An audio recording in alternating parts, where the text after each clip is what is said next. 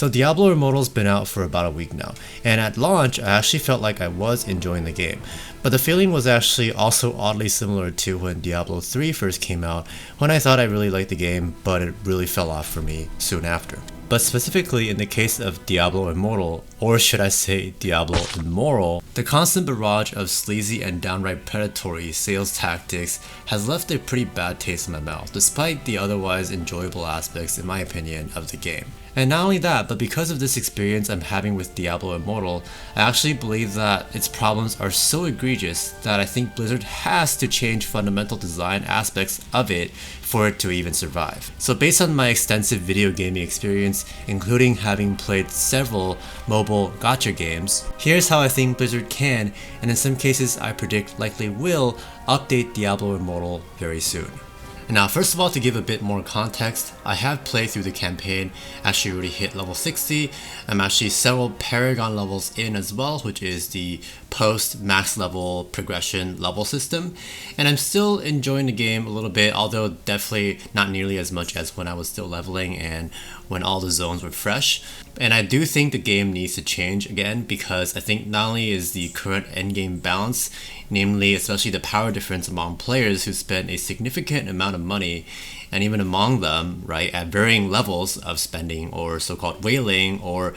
some people like to refer to them as the high-end spenders as like Leviathans or even Krakens, versus largely free-to-play players, the power difference between them, and even between, say, whales and Battle Pass players, is simply just too great. Now, being a long-time Diablo fan, perhaps except for several phases of Diablo 3, but anyhow, I do want this game to be good, and especially more fair, given the quality development that has in fact gone to it, minus a lot of the monetization aspects of it, right? There is still a lot to like about the game. And I do believe that having played several successful gacha mobile games, that Diablo Immortal can still feel fun and rewarding as a largely free-to-play player and still be able to be monetized fairly and profitably. And with that, the first way that I think Blizzard should change Diablo Immortal is to make free-to-play and Battle Pass only players compete pretty well against paying players, at least sometimes, in all forms of the endgame. With saying this, I also want to emphasize that many other mobile games have actually been successful doing this, including Blizzard's own game, Hearthstone, right? For example, in Hearthstone, you could have been a free-to-play player, although I haven't really played the game for the past few years, but initially you could have competed really well against paying players, namely players who bought the booster packs and other perks. You could actually still build competitive decks in the meta, although you wouldn't have as many resources, or in this case cards, to be able to, for example, build out multiple decks or compete in every single monthly season. And another similar game that does this, that also has a competitive PvP element that I've played pretty extensively and I've actually hit the highest PvP rank on in one of the seasons, is Yu-Gi-Oh! Duel Links. I did accomplish this as a completely free-to-play player, and I think the way the game balances free-to-play versus paying players is pretty well done, in that you can actually not only earn the same resources as paying players, albeit at a slower rate, but you can also pull up a lot of these resources, namely the gems you use to buy booster packs, to be able to focus on a specific PvP season in order to have a competitive deck for that season or a couple of seasons. And so the way that this could translate into Diablo Immortal's balancing is that there could be some kind of timed seasonality to how useful certain items like legendary gems are per, say, Battle Pass season, so that whales can still get an advantage for that season without having to spend that much to really super uber deck out their character. And then once a new season rolls around, they can then buy the new tiers of gems or gear or whatever is relevant to that new season, again without necessarily spending the same ridiculous amounts all at once. For example, if the legendary gem system just sort of stays the way it is, these even whales are probably going to get bored quite soon anyway, right? With nothing really new to chase after as time goes on. And more importantly, the advantage that whales have will actually be potentially more temporary, with it being easier for lower paying players or even free-to-play players to catch up periodically, which is again what many other games do, as opposed to just making it possible to get virtually the absolute best gems and awaken them fully right away, and then just dominating in the game forever. Also, if free-to-play players can save up, say, legendary crests for example, for free, if they want to, they can then spend a bunch of them during a given season to be able to compete quite well in that given season, but these players won't be able to do so every season for free, which is again how a lot of successful gacha games are designed, and what a lot of players of these games do find satisfying enough for them to keep playing, to have at least those moments of glory even when playing for free. And now on to my second proposed change, and this can actually also help serve my first point, and it's that this game needs to add a lot more ways to have free-to-play players especially to earn higher ranking legendary gems and or legendary crests and perhaps even platinum for free. Now I actually expect that this is already planned by Blizzard in the form of special limited time seasonal events that offer special quests or say freebies. Think events like in Hearthstone, Heroes of the Storm,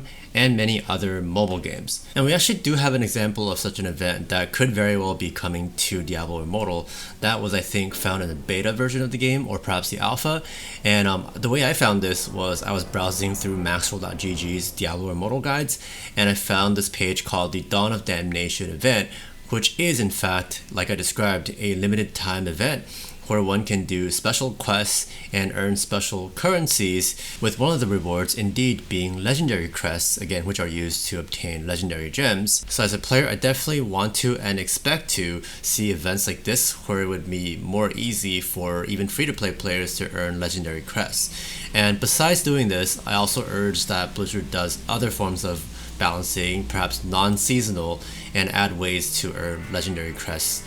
elsewhere, right? Such as by drastically buffing the battle passes, both versions of them, but mainly the free one, seeing as they each last about a month. Next, thirdly, I believe there should also be a better way for players in general to target, say, legendary gems and or the gear that they want. For example, in many mobile and gacha games, one can decide to pull from different pools of stuff, such as booster boxes in the case of, say, games like Hearthstone and Yu-Gi-Oh! Duel Links, or do some sort of crafting to also target the specific thing that they need, which Diablo Immortal only currently offers for lower ranked gems, whereas higher ranked gems are currently gated behind the pay-to-win system of running legendary crests in Elder Rifts. On this note, and also to some of my previous points, I also think that people will still find it fair that if a player grinds significantly more than even a paying player, they should have relatively a fair fighting chance as a reward for their efforts and or skill at the game, which by the way traditionally is one of the key things that has made MMOs successful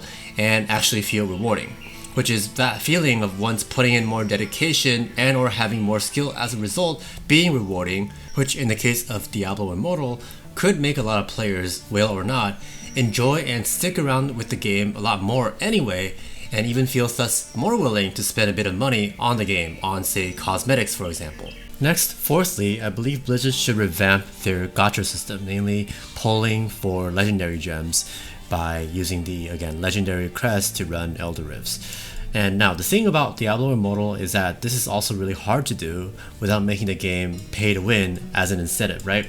In other gacha games though, people do it to collect more characters, say better characters, to try out different team compositions, different types of decks, in the case of again Hearthstone and Yu-Gi-Oh!, etc. Which I don't honestly know if that's doable in a game genre like Diablo's. Perhaps Blizzard can create different categories of legendary gems, or introduce different types of items that can be pulled. And maybe legendary gems should be more differentiated based not on just power level, but based on things like niches or types of endgame one can do with different types of legendary gems. Also, like I mentioned earlier, having seasonally useful items or new tiers of gear and power or new metas that rotate in periodically can actually be healthy for the game and potentially make it easier for free-to-play players or battle pass players to be somewhat competitive. And with this, Blizzard can potentially introduce different types and categories of, say, gacha loot boxes, so to speak, such as, again, the booster boxes from the different